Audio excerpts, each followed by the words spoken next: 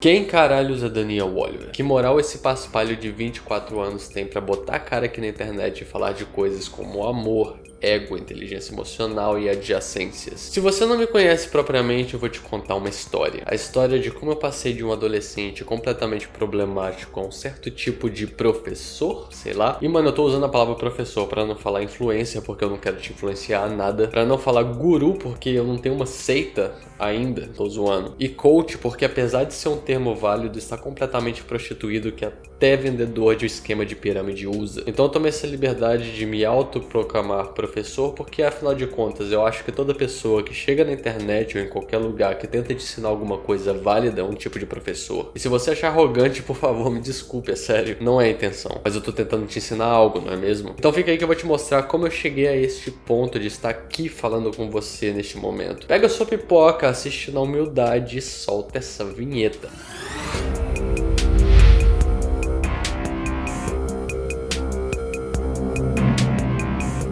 Tem uma coisa na minha vida que eu tenho ódio, de charlatanismo. No sentido de que a pessoa não sabe absolutamente nada do que ela tá falando e usa os problemas alheios para tirar vantagem delas. Nos momentos mais tensos da minha vida, eu estava desesperado por ajuda. Eu buscava diariamente na internet soluções para meus problemas psicológicos. Mas eu sempre chegava em algum vídeo em que alguém falava alguma coisa completamente vaga e não me ajudava em porcaria nenhuma. E ainda pegava meu view. Eu gastei muita grana com livros de autoajuda, livros que hoje nem servem para fazer uma fogueira. E isso tava me deixando cada vez mais frustrado. E eu ficava triste porque, porra, não tinha um ser humano que falava o que eu tinha que ouvir diretamente. Tinha sempre que passar por essa enrolação em que a pessoa tinha que me confundir e usar um monte de termos que eu não tô nem aí, que eu não entendo nada. E cara, se você não é um adolescente, você já foi. E você sabe o quão selvagem é essa época. E eu estava lá perdido, sem saber a raiz das minhas frustrações. E o pior de tudo, eu queria ter uma voz, eu queria dizer algo. Eu queria falar pra várias pessoas algo com significado e porque eu tenho tesão de fazer isso. Mas como eu poderia, se eu não sabia de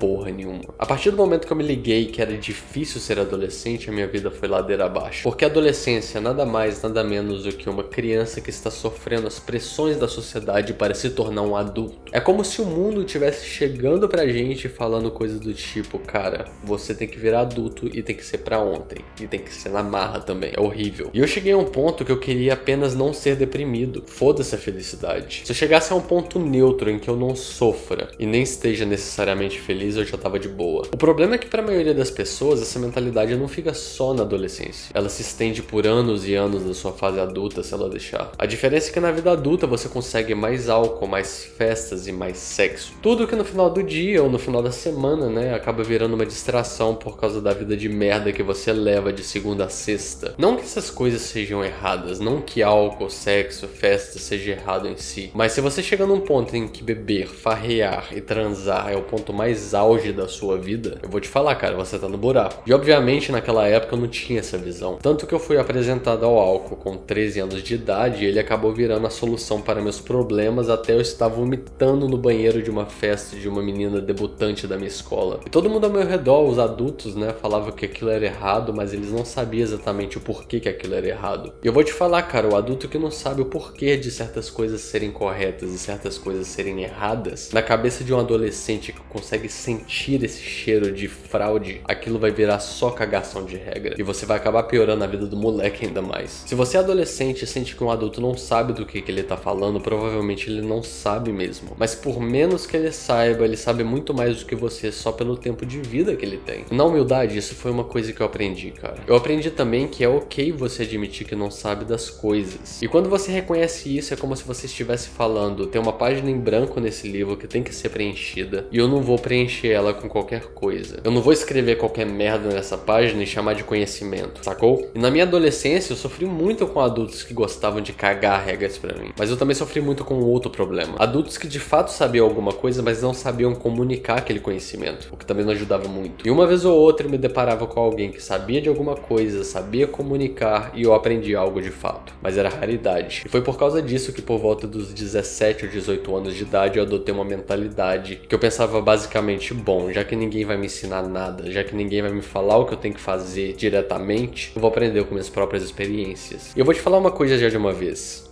Aprender com as próprias experiências é algo muito bom, mas tem coisas que você não precisa passar pra saber que é errado. Porque essa mentalidade eu segui ao pé da letra. Eu topava tudo. E foi aí que eu conheci os tóxicos. As drogas são coisas que aparecem na sua vida de graça. Elas parecem totalmente inofensivas, mas na verdade elas são a Bíblia, o objeto sagrado de todo um estilo de vida que te transforma em um zumbi.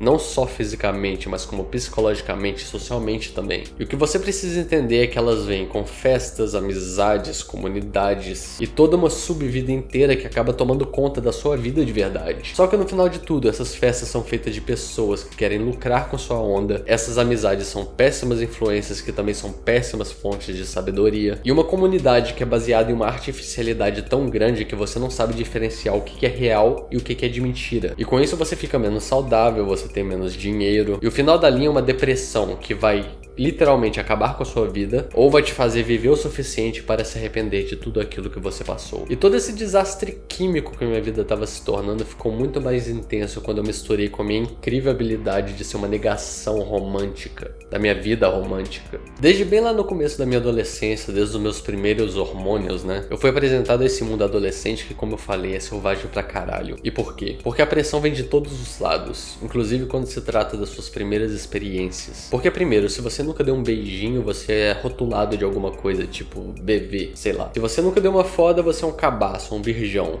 A menina que nunca deu uma foda é tratada como se fosse uma freira. A menina que sai pegando todo mundo é tratada como se fosse uma puta. Então acaba que tudo vira um tanto de rótulo e pressão que quando a gente vê, a gente já tá desesperado. Todo mundo fica inseguro e tudo dá um monte de merda. E o foda é o tanto de pessoas adultas que chegam pra esses adolescentes e falam coisas do tipo: ah, isso é normal, isso é só fase. Adolescência é assim mesmo. Caralho, como que você não fica louco desse jeito? A minha adolescência inteira foi marcada por desespero, insegurança e ansiedade. E você ainda vem me falar que isso é normal? E cara, eu vou te dar um spoiler, cara, isso não é normal. E eu vou te falar exatamente por quê, mas segura um pouquinho as suas pontas. Foco. Como todo adolescente que queria se provar para a sociedade como eu era, e eu acredito que muitos sejam, talvez a maioria deles, eu entrei nessa vibe quase psicopata pra conseguir o que eu queria. Muitas vezes mostrando um mínimo de empatia pelos outros, ou talvez empatia nenhuma, e principalmente com as garotas. Eu tinha esse problema que todas as meninas daquela época que eu acabava me envolvendo terminavam me odiando, e muitas delas me odeiam até hoje. Aliás, se você for uma dessas meninas e por um acaso você estiver assistindo isso, eu queria falar que eu estou completamente arrependido e eu peço o seu perdão. O problema é que eu não tinha consciência do tão cruel que eu era. E eu ainda me perguntava na maior cara de pau, o que tem de errado comigo? Por que as meninas me odeiam no final? E qual que era o problema?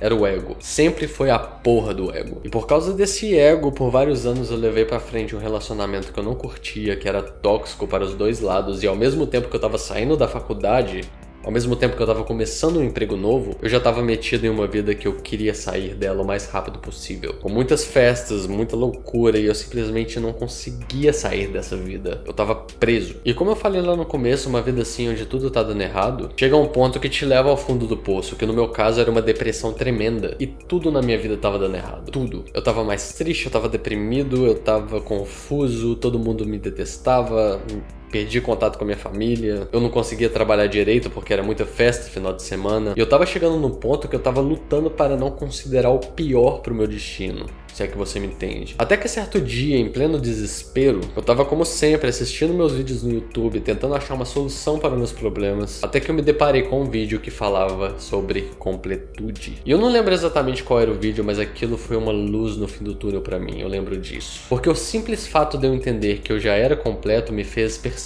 que todos os meus problemas estavam em tentar me completar com algum elemento do meu ego. E até aquele momento eu não sabia a diferença entre eu e meu ego. E do nada parece que eu achei uma chave para uma porta que me levaria ao mundo inteiro a ser explorado. Uma perspectiva totalmente diferente sobre tudo. E foi nesse ponto que minha vida começou a mudar de verdade. Nessa altura eu já sabia que eu precisaria passar por um grande sofrimento para sair de tudo isso. E uma mudança muito drástica assim abre muito espaço para nostalgia. E quando eu falo de nostalgia, significa que muitas lágrimas vêm junto. E lembra lá no começo que eu falei que eu só queria chegar num ponto neutro, em que eu não queria sofrer mais e que se foda a felicidade? Então, cara, foi nessa época que eu percebi que o contrário de felicidade não é sofrimento. Uma pessoa feliz, ela não evita sofrer, mas ela aprende a lidar com o sofrimento da melhor forma. Enfim, no final de tudo eu reuni a coragem para terminar o meu relacionamento, sair do meu emprego. Então eu peguei todo o dinheiro que eu tinha, eu peguei um empréstimo do banco, um empréstimo que eu paguei há pouco tempo, pra falar a verdade. E 6 meses depois disso eu vim pra Portugal. E quando eu cheguei aqui, um mês depois eu comecei a trabalhar como recepcionista de um hostel de uma cidade que eu moro até hoje, que se chama Lagos. E junto com esse trabalho, como é uma cidade turística, vinham muitas festas. Mas a questão é que esse choque de realidade, esse choque de cultura estava me deixando muito deprimido, muito triste ainda. Eu ainda sentia muita nostalgia sobre minha vida antiga, eu ainda sentia muita falta do Brasil. E foi só depois de alguns meses que eu estava aqui que aconteceu alguma coisa que me deu um reset na minha cabeça, como se eu tivesse tomado uma paulada. E foi a partir desse momento que minha vida ficou muito mais leve. Eu não vou contar essa história agora, eu posso contar em um vídeo futuro, mas a questão é que depois disso, todos os meus problemas não pareciam tão trágicos assim. A parada que aconteceu foi tipo uma porrada que eu tomei. Foi um sofrimento que eu tive, entendeu? E eu acredito que sempre que você se livra de uma vida assim, vai chegar um ponto que você vai tomar essa porrada e só depois disso que sua vida vai ficar leve. E cara, depois disso eu já passei por muitas dificuldades aqui, dificuldades que vocês nem imaginam se eu contar. Mas a questão é que sempre que eu estava em uma situação difícil, eu conseguia falar pra mim mesmo que aquele problema era parte do meu ego, não é parte de quem eu sou, que aquele sofrimento não era algo normal, que eu não tinha que aceitar aquele sofrimento porque ele não tinha que fazer parte da minha vida. E assim eu conseguia dominar minhas emoções de uma maneira que eu nunca conseguia antes. E eu nunca parava de aprender, eu sempre queria melhorar minha vida cada vez mais. E por muito tempo eu pensei em abrir um canal no YouTube pra falar sobre essas coisas que eu sabia. E como eu falei, eu tenho raiva de charlatão, eu não queria ser um charlatão. Eu não queria falar qualquer besteira aqui. E eu falei que se eu fosse botar minha cara na internet, seria mostrando a minha visão de mundo para as pessoas de uma forma direta, sem cagação de regra, com uma linguagem simples que todo mundo pode entender. Só que por muito tempo eu comecei vários canais, e a verdade é que nenhum deles foi pra frente. E no final de 2019, eu decidi criar meu TikTok para postar conteúdos relacionados com o tema de arte, porque eu gosto de desenhar. E por vários meses eu fui postando e foi dando certo, tanto que meus primeiros milhares de seguidores foi por causa disso. Depois eu comecei a postar vídeos de desenho onde eu falava minhas opiniões no fundo. E eu vou te falar, cara, esse foi o formato que mais deu certo pra mim. Tava dando muito certo. Eu passava minhas filosofias e desenhava no fundo. Era divertido de assistir. E eu meio que senti que eu criei alguma coisa original que não tinha lá na plataforma até aquele momento. E ao mesmo tempo que eu fazia esses vídeos, chegou um ponto que eu comecei a fazer vídeos falando pra câmera também. E eu comecei a perceber que esses vídeos falando para a câmera eram um pouquinho mais fáceis de fazer. E por isso eu conseguia produzir mais. E depois de algum tempo eu meio que abandonei esses vídeos com os desenhos e comecei a fazer vídeos exclusivamente mostrando meu rosto. E aqui eu estou. Foi muito tempo experimentando, sabendo o que dava mais certo, até que eu cheguei nesse formato que eu me sinto confortável falando. E alguns meses atrás eu resolvi criar esse canal no YouTube para postar os vídeos sobre temas que eu abordo lá no TikTok, só que, obviamente, mais aprofundados, porque lá no TikTok eu tenho 1 minuto e aqui eu tenho tempo limitado. E a ideia principal é que as pessoas que achem meus vídeos tenham uma explicação detalhada sobre tudo aquilo que eu quero dizer. E eu vou te falar, cara, tem dado muito certo. Aqui eu encontro várias pessoas jovens que têm muitos problemas na adolescência, problemas psicológicos. E como eu falei, esses problemas não são normais. Eu descobri que toda pressão social e todo desespero para fazer as coisas não é algo natural e não devia ser considerado como algo natural. E se você leva a sua vida assim, você está simplesmente dificultando algo que era para ser simples, que era para ser fácil, suave. E por quê? Quando a gente é muito pressionado, a gente sofre com algo chamado desespero. E tudo que a gente faz não é porque a gente quer fazer de fato, mas porque a gente quer suprir uma demanda social. Por exemplo, se você nunca deu um beijinho a uma garota na sua vida, você vai fazer de tudo para chegar naquele ponto porque você quer que as pessoas parem de te rotular. Mas o problema é que o desespero espanta as pessoas. Parece que você quer tirar algo delas. Quando você tá desesperado, você não vai passar confiança para outra pessoa. Você vai estar desesperado chegando naquela menininha, só que ela vai sentir aquele fedor de carência exalando de você. Parece que você tá com aquela vibração de que você quer tirar algo dela. E obviamente não vai funcionar dessa forma. A ideia é que a gente tire um momento para esquecer esses rótulos sociais. E lembrar que todo mundo é um ser humano como a gente tem que tratá-los como seres humanos. Ao invés de tratá-los como, sei lá, um